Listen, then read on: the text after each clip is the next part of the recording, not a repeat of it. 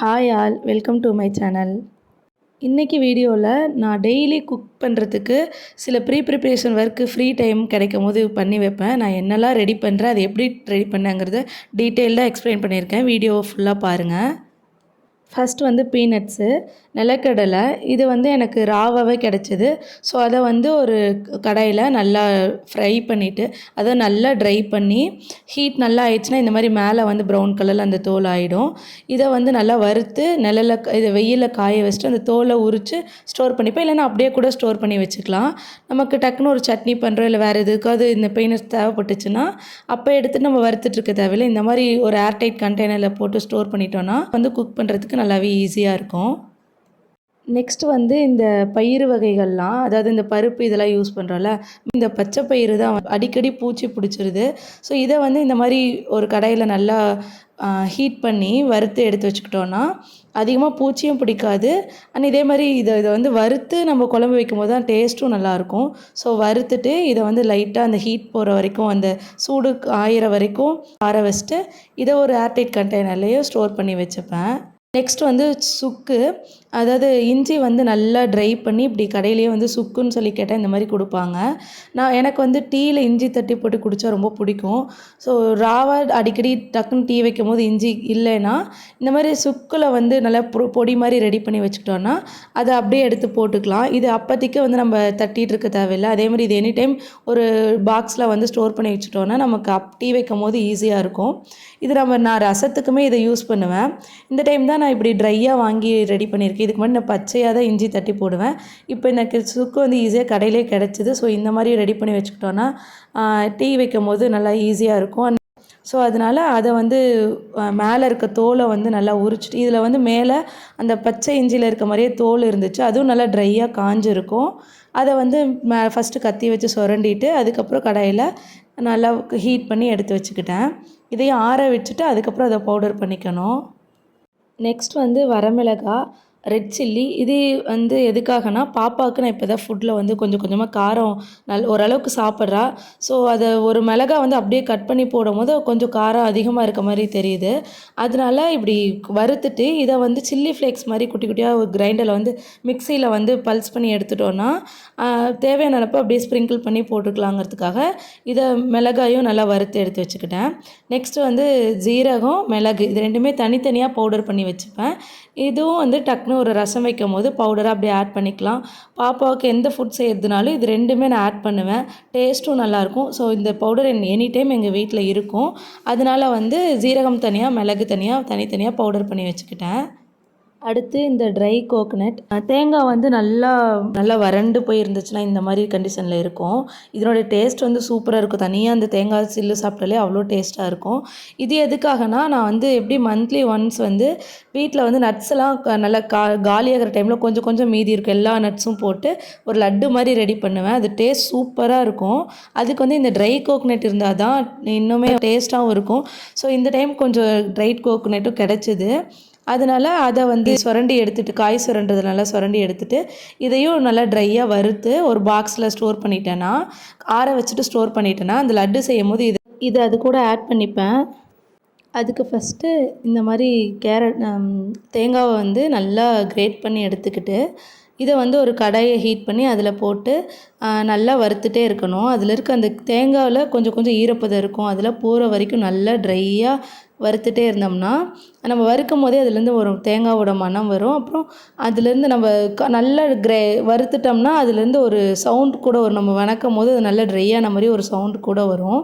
அது நமக்கு வறுக்கவே தெரியும். அந்த மாதிரி கண்டிஷன் வந்ததுக்கப்புறம் இதோட ஹீட் போகிற அளவுக்கு காய வச்சுட்டு அதாவது ஸ்டவ் ஆஃப் பண்ணிவிட்டு இதை ஒரு தட்டில் நல்லா ஆற வச்சுட்டு நல்லா ஒரு ஏர்டைட்டான கண்டெய்னரில் போட்டு ஸ்டோர் பண்ணி வச்சுக்கிட்டு நமக்கு தேவையானப்போ எடுத்து யூஸ் பண்ணிக்கலாம். மெயினாக இது வந்து நான் லட்டுக்காக தான் இது ரெடி பண்ணி வைப்பேன். ஸோ அதை வந்து ரெடி பண்ணிக்கிட்டேன். எல்லாமே நல்லா ஆறுனதுக்கப்புறம் மிக்சியில் கிரைண்ட் பண்ணி பவுடர் பண்ணி எடுத்து வச்சுக்கிட்டேன். ஃபஸ்ட் வந்து ஜீரகம் வந்து நல்லா பவுடர் பண்ணிவிட்டு இந்த கிளாஸ் பாட்டிலில் போட்டு வச்சிட்டேன். நெக்ஸ்ட்டு வந்து ரெட் சில்லி, அடுத்தது இப்போ பெப்பர் வந்து நல்லா பவுடர் பண்ணி அதையும் வந்து இந்த கிளாஸ் பாட்டிலில் போட்டு வச்சிட்டேன். இது வேணுங்கிறப்ப நம்மளை வந்து அப்படியே ஸ்ப்ரிங்கிள் பண்ணிக்கலாம். இல்லைன்னா அப்படியே பவுடர் கூட ஒரு சைடு வந்து ஓப்பன் பண்ணி கொட்டிக்கலாம். ஸோ இதை வந்து நல்லா ஏர்டைட் கண்டெய்னர் அதாவது கிளாஸ் பாட்டிலில் போட்டு நல்லா ஸ்டோர் பண்ணி வச்சாச்சு. நெக்ஸ்ட்டு வந்து நான் ஆல்ரெடி இதுக்கு முன்னாடி போட்ட வீடியோவில் கிச்சன் ஆர்கனைசேஷன் சொல்லி காமிச்சிருந்தேன். அதில் வந்து நான் அந்த வீடியோ வந்து அதுக்கு முன்னாடி 1 மந்த்துக்கு முன்னாடி எடுத்தது. ஸோ நான் என்னால் டீட்டெயிலாக சில விஷயங்களை வந்து எக்ஸ்பிளைன் பண்ண முடியல லேட்டாக எடிட் பண்ணனால. ஸோ நான் இப்போ வந்து இந்த வீடியோவில் அப்படியே ஆட் பண்ணுறேன். என்கிட்ட இருக்க கிச்சனில் இருக்க திங்ஸ் எல்லாம் நான் வந்து டீட்டெயிலாக எக்ஸ்பிளைன் பண்ணுறேன். ஃபஸ்ட்டு இந்த குடம், இது வந்து அம்மா வீடு எனக்கு மேரேஜ் அப்போ கொடுத்தது. இந்த குடம் அப்படியே செட்டாக கொடுத்துருந்தாங்க. இது வந்து செம்பு குடம். நெக்ஸ்ட் இந்த கீழே இருக்க ஸ்டாண்ட் வந்து நான் டியோடாப் ஆப்லேருந்து வாங்கியிருந்தேன். இதனுடைய வீடியோ நான் ஆல்ரெடி என்னுடைய ஃபஸ்ட்டு விலாக்லேயே போட்டிருக்கேன். அதை வேணால் அதனுடைய லிங்க் வேணால் நான் கீழே கொடுக்குறேன். அந்த ஸ்டாண்ட் வந்து அப்போது வாங்கினது இப்போது 10 மந்த்ஸ் ஆகிடுச்சு. இன்னுமே நல்லா தான் யூஸ் ஆகுது. நெக்ஸ்ட் வந்து எலக்ட்ரிக் ஸ்டவ் இப்போ டெம்ப்ரவரியாக இந்த இடத்துல வச்சுருக்கேன். ஏன்னா வீட்டில் வந்து ஹீட்டர் கொஞ்சம் ப்ராப்ளம் ஆயிடுச்சு. ஸோ ஹாட் வாட்டர் வந்து வரதில்லை. அதனால அது கொஞ்சம் ரெடி பண்ணுற வரைக்கும் இப்போதைக்கு மேலேருந்து இதை எடுத்து யூஸ் பண்ணிகிட்ருக்கேன். இந்த ஸ்டவ் வந்து எங்களுக்கு மேரேஜ்க்கு கிஃப்டாக வந்தது. நெக்ஸ்ட்டு இதுக்கு பக்கத்துலேயே வந்து கேஸ் ஸ்டவ். இந்த கேஸ் ஸ்டவ் வந்து பட்டர்ஃப்ளை பிராண்டோடது. இது எனக்கு இந்த வீடு பால் காய்ச்சினப்போ எங்கள் சித்தி வந்து எனக்காக கிஃப்ட் பண்ணாங்க. இதோடய ப்ரைஸ் வந்து அப்போ 4.5 வந்துச்சு. அதாவது 4500 கிட்ட வந்துச்சு. 3 பர்னர் ஸ்டவ் இது. இது வந்து மேலே கிளாஸ் தான். இந்த ஸ்டவ் நான் 2 இயர்ஸாக யூஸ் பண்ணிகிட்ருக்கேன். இதோட குவாலிட்டி நல்லாவே இருக்குது. சூப்பராக இருக்குது. எனக்கு இது வரைக்கும் எந்த ப்ராப்ளமும் வந்ததில்லை. நெக்ஸ்ட் வந்து ஸ்டவ்வுக்கு பக்கத்துலேயே இந்த ஸ்டாண்டு. இது வந்து லாஸ்ட் வீடியோவில் காமிச்சிருந்தேன். இதில் இருக்க திங்ஸ் உள்ளே வந்து என்னென்ன வச்சுருக்கேங்க மட்டும் டீட்டெயிலாக சொல்கிறேன். மேலே இது ஓவர்வியூ இப்படி தான் இருக்கும். ஸ்டவ்வுக்கு பக்கத்துலேயே ஈஸியாக என்னென்ன திங்ஸ் நம்ம அடிக்கடி எடுக்கிறோமோ அதெல்லாம் பக்கத்துலேயே வச்சுருக்கேன். மேலே வந்து 2 உப்பு ஜாடி வச்சுருக்கேன். இது வந்து இங்கே பக்கத்தில் லோக்கல் ஷாப்பில் வாங்கினது. ஒரு கோவிலுக்கு போயிருந்தப்போ அங்கே கடை வீதியில் வாங்கினது. இதில் ஒன்றில் கல்லுப்பு, ஒன்றில் தூளுப்பு போட்டிருக்கேன். பக்கத்தில் வந்து நம்ம சாப்பிடும்போது யூஸ் பண்ணிக்கிறதுக்காக சால்ட்டு, இன்னொன்றில் வந்து பேக்கிங் சோடா. இந்த ஜாடி வந்து இதுவும் நான் ஒரு கோவிலில் வாங்கினது தான். அதில் வந்து புளி போட்டிருக்கேன். அதுக்கு பக்கத்துலேயே சும்மா ஒரு சைக்கிள் வந்து பாப்பா ஏதோ பேக்கரியில் வாங்கினப்போ வந்தது, கிஃப்டாக வந்தது. அது அந்த இடத்துல வச்சுருக்கேன்.